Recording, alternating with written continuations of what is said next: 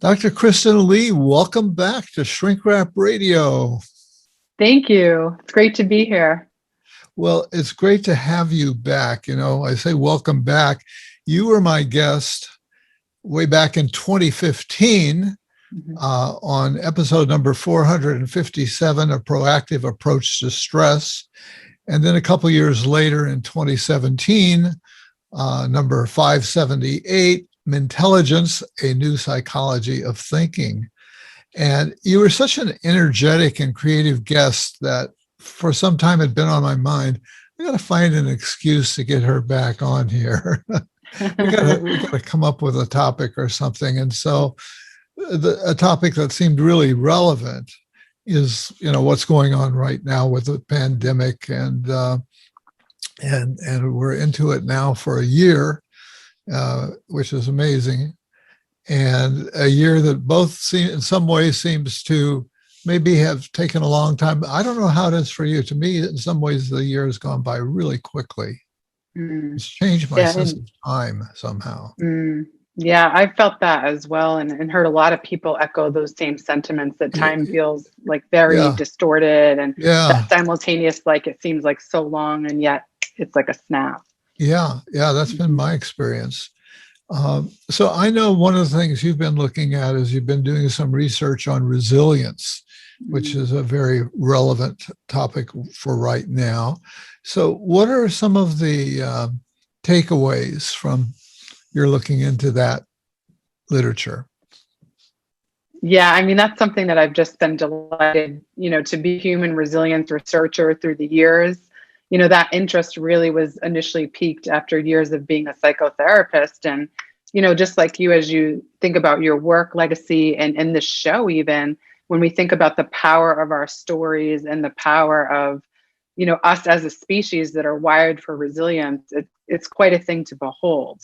And I think the pandemic in particular has illuminated this whole phenomena that we can adapt even in incredibly adverse conditions. And, we can, be creative in how we reimagine all of our routines and kind of all the comfort we once knew. And, we can work together to reimagine notions of success and, really be able to look at what protects us in times of enormous distress and trauma.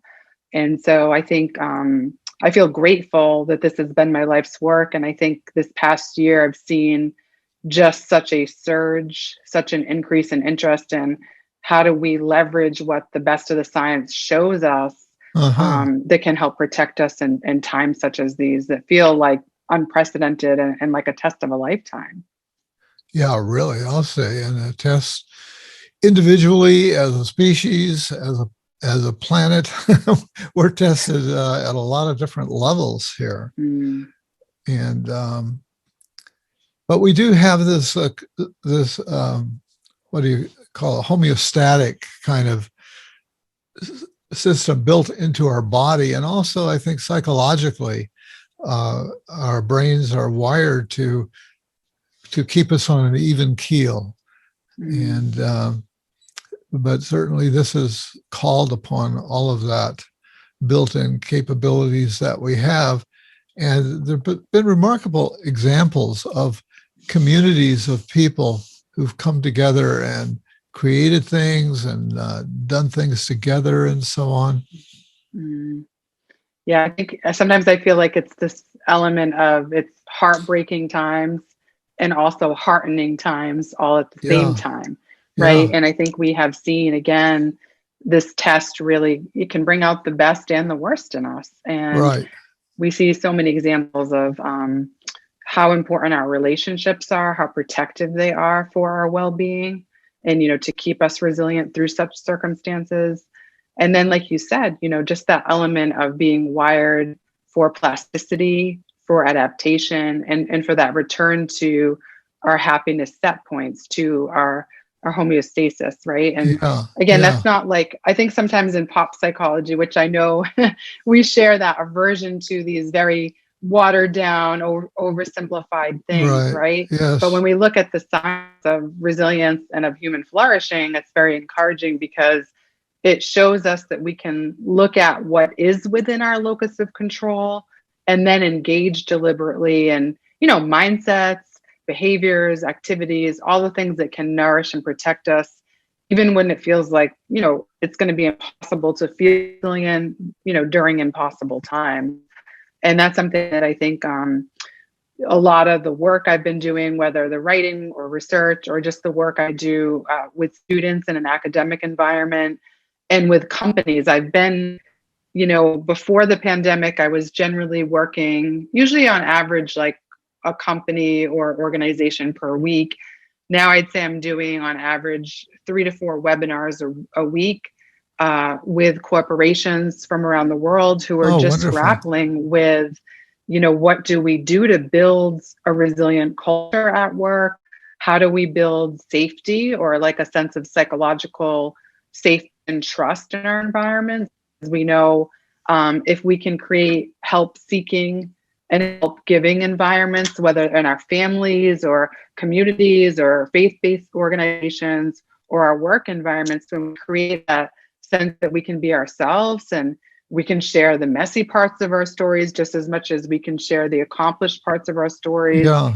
That is very, very protective. And, when we have environments with peer support, that can make a tremendous difference. So it's been interesting because I really feel, as I think about my clinical work through the years and now these windows into what people are grappling with, it really shows me again that we're moving in the right direction. I think there's less stigma with mental health, even though we have far to come still. Yeah, but I see that willingness, like I think the pandemic has just turned us upside down, right? And I haven't really heard anyone say, "Oh, my mental health's is great right now," or it's gotten better than before this, or I think we're all grappling with a lot of variables, whether it's ourselves, our loved ones.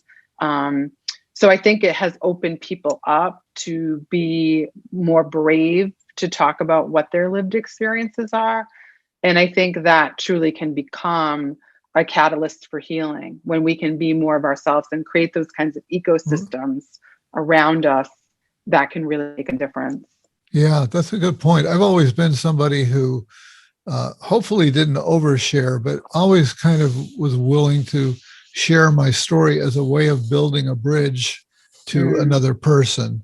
And you take a little bit of a risk when you do that, because often I would find that, if I was at some kind of a group gathering, where people are pairing up a little bit and just chatting while holding a cup of coffee or a cocktail or something like that. And unfortunately, it wasn't always reciprocated. Sometimes, the person, but maybe it was more that environment really didn't invite it. But I think that Lady Gaga coming out and Oprah's interview with, with the royal couple. Did you have any thoughts about that? I mean, that was certainly the palace family and so on, that whole royal family has been getting a lot of exposure, not all positive, but it's sort of one of the things going on, I think, is bringing them down to human size. Yeah. I don't know if you followed any of that or not.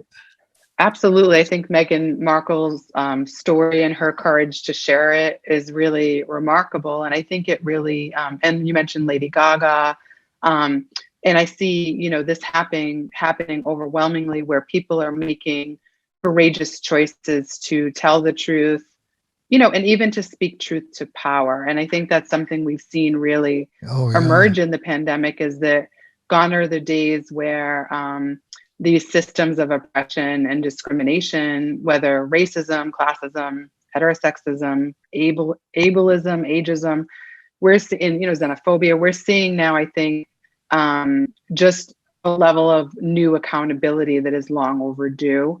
And when we think about like the mental health world, or, you mentioned like the notion of the overshare, right? And in our training, even, it's not that, again, it becomes about us and our own lived experiences and story. And we want to have a measure, obviously, of good boundaries and professionalism, right? But I think this generation, this moment of time, is calling for truth telling. It's calling for risk taking. It's calling for us, and I think when we understand again the function of the brain, of the biopsychosocial factors in mental health, we understand that it's less of what we used to call the mental health condition in a stigmatized way. It's more of a human condition. They were Yeah. up against these forces in society that are really inhumane, even like overwork or expectations of today, of perfectionism and hyper performance. And we see it reflected in the burnout rates and the global mental health crisis. The people are just struggling. I feel like we even stigmatize leisure. It's like we are just expected to perform like robots or machines and then never cry uncle. And I Yeah. think that again, when people come forth, it's very powerful to say, even in these positions where it seems like I have so-called success or I have resources, these are the truths of my story. And I really believe that's, when we form that level of solidarity as human beings, it's very healing. It's very Yeah. healing. And, I've taken some of those risks in my public work. How so? Well,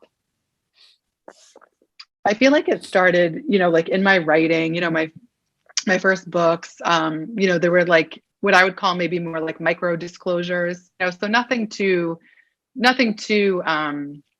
play by play-ish or like too revealing, so to speak. And then, I've been working now in higher ed for 12 years. And as I've just increasingly had more leadership opportunity and more of a public platform, I just felt like, and as someone who again is dead against mental health stigma, who wants to see prevention, access, integration, have the right kinds of allocation for mental health. And I believe again that no one who suffers with a lived experience of mental health should be stigmatized. Here I was, kind of increasing my leadership roles, my visibility. And I realized sometimes I was a little more, too much about my research and, I could put it into very professional terms. And I don't feel like I was adding enough color and texture to my own story. And so I think my biggest moment was at the university where I teach. I had a book talk scheduled and it was on a Monday, snowy Monday in New England. And at first, no one was coming into the room. So I'm thinking no one's going to turn out. It's a snowy Monday. It's just me and the pizza guy. And then slowly but surely, it was a full house. It was standing room only. People started pouring in right at the top of the hour. And it was packed with my students who inspire me with their stories of resilience. And then also my amazing colleagues, my bosses, like the Oh, it's pizza great. guy, And those everyone people was show there. up too. Yeah. Everyone was there. So it just moved me. The energy in the room moved me. And I said, to myself, I'm going to kind of go off script, forget the PowerPoint. I'm going to really speak from the heart and give a little bit more behind the scenes of how my brain works. And I really let a lot out. And I have to tell you, Dave, at the end of it all, I was a little bit worried. I was worried, the classic, am I going to get in trouble? Are they going to think different of me? Are they going to start watching me? I wasn't sure what was going to happen. And I almost wanted to drive home and not go back to my office after. Well, yeah, sometimes when we do overshare or think that we overshare, we can have quite a bit of anxiety about that. Yeah. Yeah. And I was definitely Yeah. stewing in that on my walk back to the office. But then I was greeted by, thank you so much for saying that. That's exactly how I felt. I was afraid to say that. And I will tell you, I think, that moment for me was a defining moment because it invited a different level of community for me in my life with my colleagues. And then, I went on to tell the story in my TEDx talk, and a lot of people saw that. And I think just increasingly in all my public work, I'm just calling out the insidiousness of hiding in the shadows or pretending we're fine. Or Yeah. I think also just to help illuminate the paradoxical nature for anyone that struggles with mental health issues, that on one hand, we can be very accomplished and bright and we can be focused and doing well. And then the next hot second, we can feel like we're a mess or we're struggling or we're unraveling. And that vacillates sometimes from day to day. Sometimes, seasons of our lives just have, again, Yeah. more excruciating factors to contend with. So I think just bringing that solidarity, that shared experience, those risks that I've taken have been very healing to me. I think especially because I know that they've been healing to people that I've had influence with. And that means so much to me. That's really the whole purpose of why I'm here. It's a real part of my value set to eradicate stigma. So I feel like I could just be like, here's my research, here's my data points, read this article. I really wanted to, kind of walk the talk. Right. Well, something that I noticed and haven't discussed with you is that there was a name change between your first book and your second book. And so I'm suspecting that you went through a divorce. I have, yeah. And that's, it's been a tough few years for me, really. And I think the difficulties I've experienced on the personal level, and, I would even call some of the circumstances I've been through traumatic, that it's really, I think, just while it's been difficult, it's also just, I think, reminded me again of how do I root myself in deep self-care practices?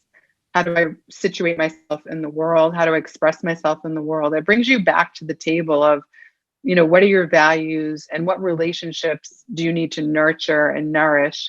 And I think for myself, as, I call myself a recovering perfectionist, as a person to really practice self-compassion through these tumultuous moments of life that many of us go through, but where you can carry a lot of shame or guilt or just trauma symptoms even. And so I feel like everything is a teachable moment for us. We learn so much through our challenges, but I think I feel grateful for many of the challenges I've experienced because it has, I think, deepened my own empathy.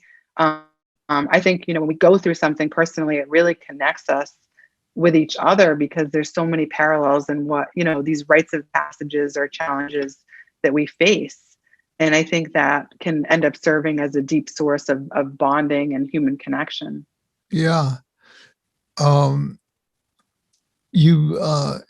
had a little email exchange back and forth. And one of the things that you mentioned was taking a look at the pandemic through the lens of trauma-informed therapy. And what is it that you can derive from that? Yeah, I think this is actually one of the most important things we consider now and for a long time. And I think that our culture can be very on the side of motivational pressure or what we might call a return to so-called normal. And I resist those framings because, there was no such thing as normal to begin with. And life has never been normal. Again, when we look at systemic issues, none of that is normal. And then when we look at our own lives and our own variables and variances and what we deal with. So I think that I worry that sometimes people just like, okay, let's return back. Let's go back to the way we were overworking and, just running from here to there. And when I encourage a trauma-informed lens, I want us all to remember that these circumstances that we're enduring and have endured have certainly been excruciating. And therefore, it calls on us, it's incumbent upon us to be very mindful about what we do on the daily that is within our locus of control. What are the things that we can leverage that science shows are protective towards our well-being? Even if we don't feel like it's like the worst day in the world and we're suffering immensely, but having those rituals and routines and things that we do so we can stay well and do well in the world are really vital. And I think what I've been noticing, and I'm sure you've seen this too, Dave, is like people with this anniversary coming up, I think it was very provocative and triggering. I think that there's an element still when we think from a trauma-informed lens of shock still, even though it's been, like we talked about time being kind of weird. it still, I think, can be an element of surrealness. And then I think the thing is, as we now, some of us are going back into work environments or anticipating that. I think it's interesting. We've been like pining to get back to these things, right? That we've missed, but they're going to be very different than they were before.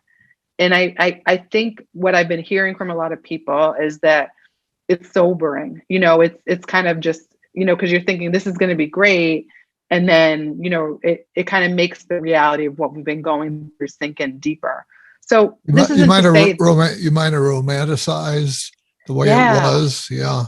Exactly. Romanticize it, or just romanticize the return, even like that this is gonna be it. And I think when we take a trauma-informed lens, it's just one, again, of allowing ourselves time and doing the kinds of things that can help us heal from trauma and grief, right? And those, I think those are things that sometimes people, they think resilience is like you're born with it or you're not. And I don't think we often teach resilience as an active process. We can be really strategic about. Yeah. What's your stance toward the people who, the quotes, young people who are acting like COVID isn't real, and getting together for a spring break and all the stuff that we see on the news of large gatherings and denial? I vacillate between judgment and trying to find some degree of compassion, of remembering what it was like to be that age. The judgment comes off pretty quickly, though. How do you deal with this complex reality that we're seeing? I think it's one of the most difficult things for us to all grapple with, given the kind of brouhaha of disinformation, misinformation. We're just seeing that's, I think a lot of people, myself included, have been talking about, just that layer of the pandemic being so problematic. And I think at the end of the day, I used to think like artificial intelligence or technology, one of the main issues you think of, is like it's going to take people's jobs. But I think that our true concern right now is that it's really, disrupting critical thinking skills. We're getting so much information so quickly, and it's very persuasive. Anyone that has like a good camera angle and like the right team, I mean, we can make very short, very succinct, compelling information. And that's, I think, really become erosive to people's capacity to process. Plus, I mean, none of us want to, our mind wants to believe what's convenient to believe. So it's a hard horse pill to swallow, like not seeing friends and for a long time, And so I think that could be disrupting, decision making and critical thinking. And I think just to your question around how do you avoid extremes of judgment or, I think it's a matter of recognizing that these forces really have a stranglehold on us. And I think what we can do if we want to, be positive contributors in society is just keep in our own ways doing the work of trying to discern information, not make, fear-based decisions or quick decisions, but take the time to try to find trusted sources. And then I think also move from the me to the we, a lot of my research really focuses on collective efficacy and the idea that when one of us do well, we all do well. When one of us hurt, we all hurt. And I think that aspect in our culture is really important, that we don't just look out for ourselves or think about our own interests, but we think about the interest of one another. Mm-hmm. And I think that, it's hard not to judge when we see behavior that feels very like disregarding of the we, or when it feels like it could be putting people at risk. Yeah. And I think that some of it we can try to be positive influences with, and sometimes we can't control behavior, but I think we can control our own ways of showing up in the world with a values-based intentionality that really supports the collective good. But it's difficult. And then I think, again, of course, the news stories are going to be like these quick bites, right? Of like look, and it's not showing all the students who don't engage in that behavior, Right. or across the generations. Is like everyone's taking it in different ways. And so I think the news and the social media, I mean, they have they're making a lot of money off of our polarization and our fighting, and captivating our attention with these like really frustrating stories. Yeah. And so I think we have to watch out for that. Yeah, that's a good point. That they always go to the hot spots, to what's broken, what's wrong, and they make money by scaring us, really. Fear works. It's a huge vice, and they know how to work every angle of it. Yeah. It's like a whack-a-mole game. If you weren't afraid about this, you feel like you like deal with one fear, the next one pops up. Right. It's like it's a nonstop thing. And I think that piece is one that it concerns me gravely. And I think we all really have to see the addictive nature of technology in the news cycle, and then really look at where do we get our sources, and how are we spending our time in ways that are proven to help sustain us through challenges. Yeah. I haven't seen a study come out yet that says being tethered to your phone 6 or 7 hours a day is good for you. I haven't seen a study like that yet. No, but we've seen a lot suggesting that it's not good for you. It's like we don't need a lot of evidence on that. It's really apparent in so many ways.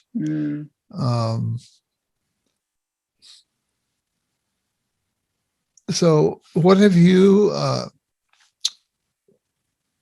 let's talk about self-care strategies, and what are some of the ones that you're trying? What do you see going on with other people in terms of self-care? Well, I think, Dave, one of the things, again, that's encouraged me, I feel like I've always been a self-care ambassador or evangelist, to really, all those years of being a psychotherapist, you would see that so many people were so overworked, just hadn't had yet that skill training around self-care. So they thought it would be selfish to do self-care, or maybe even with marketers pitching self-care as like, salt baths and chocolate cake and mani-pedis. I think a lot of people have distorted views of self-care as just being like self-indulgence. But science really shows us that self-care that's evidence-based has a really high impact on our well-being. So some of the main ones include sleep, sleep being absolutely one of the most critical aspects of our well-being, of our mood regulation, of our just our overall functioning well-being. We also understand nutrition and hydration, exercise and movement, time in nature, again, time off the screen. All of those things are seen as really protective. And I know a lot of people, again, that are like maneuvering at home with family members and kids and teaching and the whole online. I mean, it's just the enormity of it is not to be oversimplified.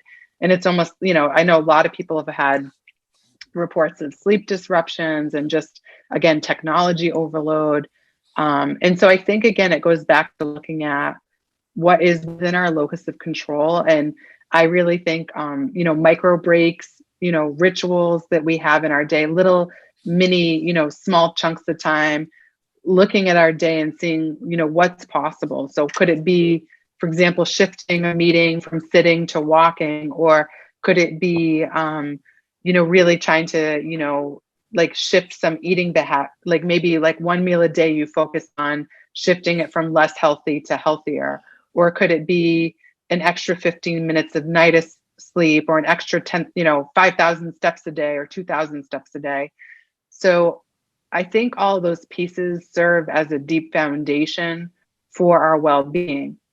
But what I'll also say is, I think the pandemic has called upon us to become more creative in our self-care, because a lot of people say, myself included, the things we went to before that seem pretty nourishing and sustaining aren't working, and we kind of need to up the ante again. And so I've made some kind of neat discoveries this past year through my work and in my own personal experiment, Yeah. to try to be more creative in self-care and kind of like making it more expansive in order to stay well.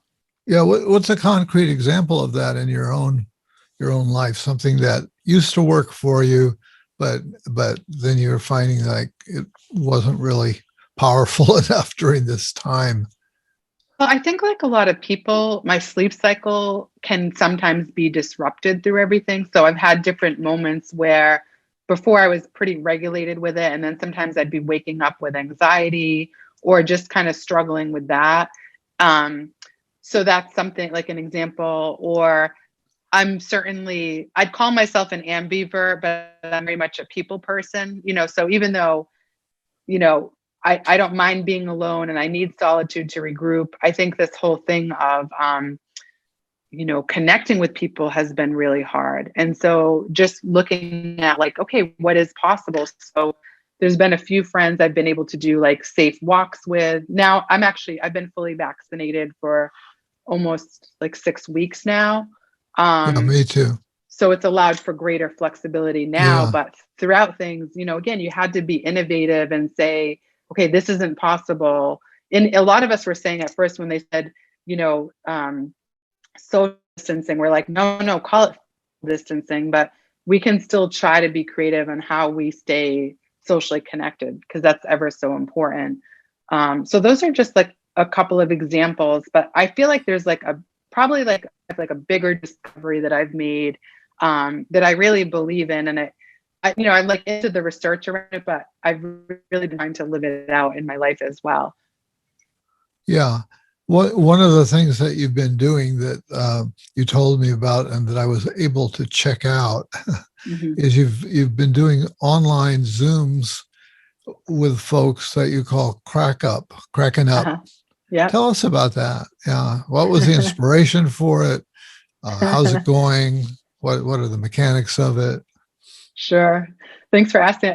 It's inspired by the pandemic. I mean, this for me, I will say that so the show is called Cracking Up, where therapy meets comedy. And Dave, I travel around the world again, giving talks on mental health, and I've always used humor in my model, because it's heavy topics. I talk again about systemic isms and disparities and the mental health crisis and from the work, right? It's heavy, it's intense. There's a lot of trauma at hand. And so I've always, infused humor as a way to kind of offset that and as a way for us to cope and to connect with each other. And early in the pandemic, it was just, like, again, like I think it's like day after day, you're just in a state of shock over what's happening sociopolitically and public health wise. And I think it just like, it almost feels in those moments irreverent. Like, how could you even find anything that's funny? Or how could you, be playful or what I might call invoke your childhood spirit? It just feels almost counterintuitive. But I just saw that this is really, we see it in the resilience research, how important humor is a protective factor. So and I don't know about you, but I know, your legacy as an academic and as a clinician, right? And I'm sort of this weird mix, like where I get so intense about everything and I'm so serious and I'm so committed to the cause. And then I'm definitely like very active and silly. So I think I just started to lean into that about myself. And like, I'm finishing my third book right now. It's another nonfiction. It's intense. And I'm like, you know what? I could also just start writing comedy. And that's what I did. I just started to write comedy and I started to do like these creative poems and essays. And I just let myself, kind of take the hands off the handlebars Yeah. and let that flow. And I found it to be like amongst the most important things for me through all this turmoil. Because again, my schedule is high octane. Since we last spoke, I'm still the lead faculty for behavior science at Northeastern, but I'm also a faculty in residence. I live on campus. So again, I'm in the thick of this mental health crisis of helping, and I'm holding the space for a lot of hard things right now. Uh-huh. And so, it's not to say I don't take all that very seriously, but this world I've created of humor and fun and comedy, it's been probably the thing that has helped me stay sane. And I say in the show, I'm like, if we're not cracking up, we're going to crack up, or if we can't laugh, we're going to cry. So Yeah. I think it's really, my goal for the show, I'm lucky, like I consider you a dear friend. So many of my friends are practitioners and clinicians and they do this work. So it's been so fun because they've jumped into the show. So there's literally like a psychiatrist and 2 psychotherapists. We also had an improv comedian on the show. So like Good. we're Yeah. tackling these kinds of like heavy things, but we're doing it with levity. We're having fun Yeah. and there's a playful spirit. And I think we're also I think humor is actually one of the most brilliant modalities in performing arts. And I wrote an article about, can humor save the day? And I think it really is brilliant because it helps, call the whistle, blow the whistle on society for the BS that's there. So humor has a way of being able to poke Yeah. at things and to be able to educate us and Yeah. help us to think, about things. So I think it's, there's a lot to humor. And I've always, if you ask my family of origin, like she's always been hyperactive and silly and kind of like an entertainer. And I think in my own process, being a first generation student, coming into the institution 12 years ago, I was a little bit intimidated. And I was like, not that I just never like cracked a smile, but I was kind of very serious. And I think over time, even starting with me telling my mental health story, I've loosened up and I've just been able to really be more of my full self, that I can be, because that's the other thing. Research shows that when professional women use humor, it's usually frowned upon. And when men do it, they typically are seen as like it's more of a favorable thing. And then obviously with cancel culture, and humor sometimes can go the wrong way. Like people could use humor in a way to really be mean against a group or, and then it's like, well, I was joking. So there's a lot of that element too. So I think humor can also be nuanced and tricky. And that's something, I'm thinking a lot about as I take this step to almost flip my model and make it so more people can access these deeper underlying messages around it's okay not to be okay. No one has to be perfect. That our mental health is the most important thing. And, just to, again, be able to look at ourselves with more self-compassion. I think humor is one of the greatest pathways towards that. Yeah. Did you ever want to be a stand-up comedian? Yes, Did you ever? yes, I did. So that's the other thing. I'd given it a lot of thought in my early 20s. And, I had my children and life was busy getting degrees and just all the things. So I kind of feel like I'm coming back to some of those things now that my son and daughter are raised. And so the funny thing is I haven't actually performed formal stand-up comedy, but now that things are opening up, that's my next. Last year was actually had a whole list of the open mics and so forth. And I was going to begin that. So as soon as it's safe for me to do that, I'm going to start to perform. Wow. And it's not because I'm not convinced that my next path in life is to be a stand-up comedian per se. I actually have a few different ideas about where I want to see cracking up go. But I think it's again, one of those things. I don't have to have a goal with it. I can just have fun. Yeah, and for anyone out there that's everything has to be all to an, I can get like that. What if I just go do a bunch of it and it doesn't mean then I have to be a full stand-up comedian? And maybe I would do that or, but I think it's great skill development. And the other thing is, I've done some improv classes and I wouldn't want to be an improv performer, but I look at my life every day as if it's an improv skit. And improv skills are wonderful in terms of helping us to be agile and adaptable. You think something's going to go one way, the next thing you know, there's some kind of disaster at hand. Yeah. And, even in our relationships, a big concept in improv comedy is the yes and way of interacting. Yes. So, yes. Just building off people, building off strength and building off possibility and innovation. And then, just being playful and high energy and all those skills that come there, I think are also really great lessons for us, and moments that feel not funny at all and that feel Yeah. super heavy, Yeah. I have been in a couple of improv, maybe weekends, day long workshops or weekend workshops. I always enjoyed those mightily. Uh-huh. Uh-huh.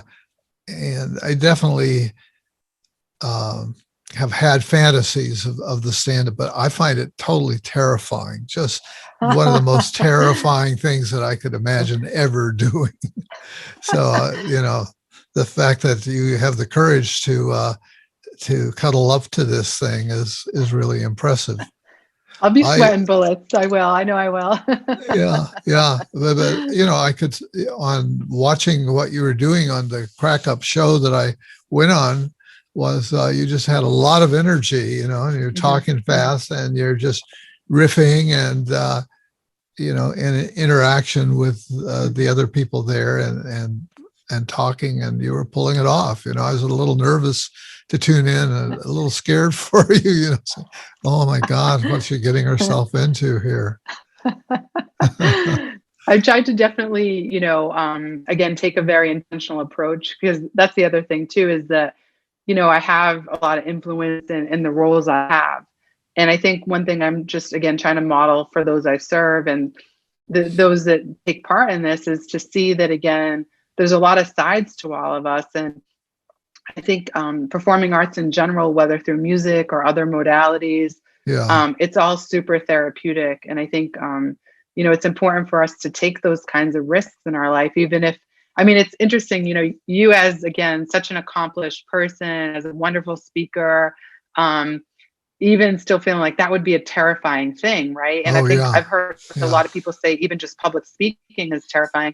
Right. I think that it's, there's a healthiness to being provoked. And I think, again, we all have different things we're called to do and ways of expressing ourselves. But if we really have that calling, I think it's worth listening to. And I think for myself, sometimes I'll sit there and say, oh no, because in the first 3 shows, I've disclosed a lot of things.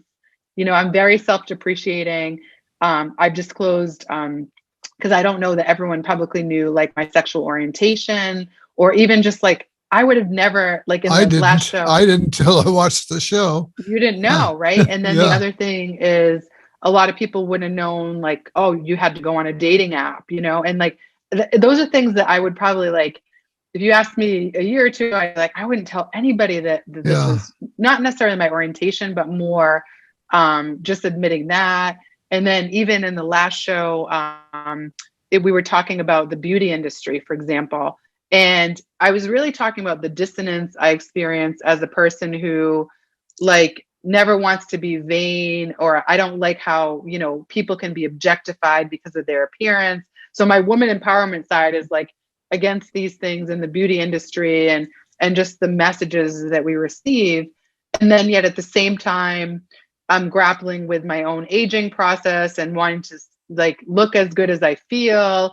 And, just dabbling, I talked about how I did Botox and and I kind of again, do it in a playful way. Yeah. But I'm not trying to say in the show someone should do it or they shouldn't. I think through humor, we can just illustrate all these paradoxical things. We have these certain beliefs and then they get challenged through the perils of life. And if you think about it, as a therapist by training, a lot of your job is to hold space and to try to help make people feel better. Comedy is very similar. Comedy, you're trying to help people look at things in a more constructive way and to feel better. So I feel like therapists and comedians have more in common than we think. Yeah. What I'm having a fantasy for you is as a monologue. I was trying to think, well, where has therapy most crisscrossed with comedy, with stand-up comedy? Has there been a therapist stand-up comedian? There probably has been. Nobody comes to mind right away, but I've seen monologues that really captured that. Yeah. Yeah. because they can be funny in parts, but then also bring in the pain and the drama and all of that. And some Yeah. people have really pulled that off wonderfully well in a really good, big way. My own, when I was teaching, I I haven't thought of, sitting down and trying to write something comedic. That's a very thought-provoking thing for me to hear you say Uh-huh. that. But when I was teaching, I could be really funny. And Yeah. I liked that. I liked kind of showing off that way. I liked the laughter, and but it had to be interactive. I couldn't just Mhm. walk in cold someplace and be funny. Uh-huh. uh, but people would ask me, are you thinking about doing stand up or something like that? So that was very gratifying. But Yeah. and and I used to do market research, and in my market research, I was traveling all around the country, and I realized, well, I could burn out. Traveling and staying in hotels at first is really exciting, but I realized I could burn out on this really fast. I want to make sure that every time I go to do that work in a city, that I do something to have a good time. And for me, Mhm. what that was going to comedy clubs. Nice. So yeah, so I got to go to the comedy clubs in New York and Chicago uh, and other cities, and always enjoyed that. That's terrific. It is. And I think We've again, gotten like, off on comedy here. What about the well, I think pandemic? it, but I think that's the thing. And I mean, if you think about like Trevor Noah, or you like even Sarah Cooper, she was doing a lot of impersonations and just the different comedic material that emerged through last year and now. I think it really, when again, there's such gravity at hand, and like again, it feels like there's just nothing to laugh at or to look forward to. Um, those comedians, I think, and think of different shows like Schitt's Creek has been one that's been really, really popular, and just again, like such great messages within in these shows, but it just gives us some joy. And I think when we look at it again from a brain science perspective, those elements of being able to toggle away from the stress and into these moments of joy and fun and playfulness, how important that is. So Yeah. I love talking about it. Thank you. Like, I love your vision for me. And I did write a monologue about that. I just haven't performed it yet. So I'll have to keep you posted how that Do emerges. But that. I think, Yeah. yeah, I think it is. I think after doing, I've served as a therapist for over 20 years. So it's like there's a lot of stories, and you do have a really good eye into the human mind and human perspective. And so, of course, I wouldn't get up and ever share like people's literal stories or that kind of thing. But I think it's a great teacher. Yeah. And then just in my own, personality, everything, it's like if I've just learned to like, again, you can teach through humor. I think that's another like big motivation for me is that's how we learn. Research shows we learn when we feel safe, when we feel relaxed, that laughter, humor can actually be a big catalyst for learning. And I know like my students even, it's not that my classroom is a comedy platform, but I think they appreciate that authentic spirit, and that, again, like we can kind of laugh at life together and, work in a particular way and have a certain climate in the classroom. I think that creativity is well received by my students too. Yeah, I'm sure it is. So, what's this third book that you're working on? Can you share anything about that? I can. I'm so thankful for my partnership with Sounds True. They are just like amazing in the space of just the fusions of psychology and spirituality, and just elevating the human condition. And so the title is like, I don't think it's public yet, but it's going to come out next year, and it's really about risk taking and how that leads to resilience. So as you can imagine, some of this comedy discussion is in the book, Uh-huh. but it really focuses on how risk is often pitched as, or bravery is pitched as something that like risk is like going to lead to disaster. So people sometimes think of like, gambling or other like high risk behavior. And I think we're taught to live in a space of fear around who we are or what are people going to think about us?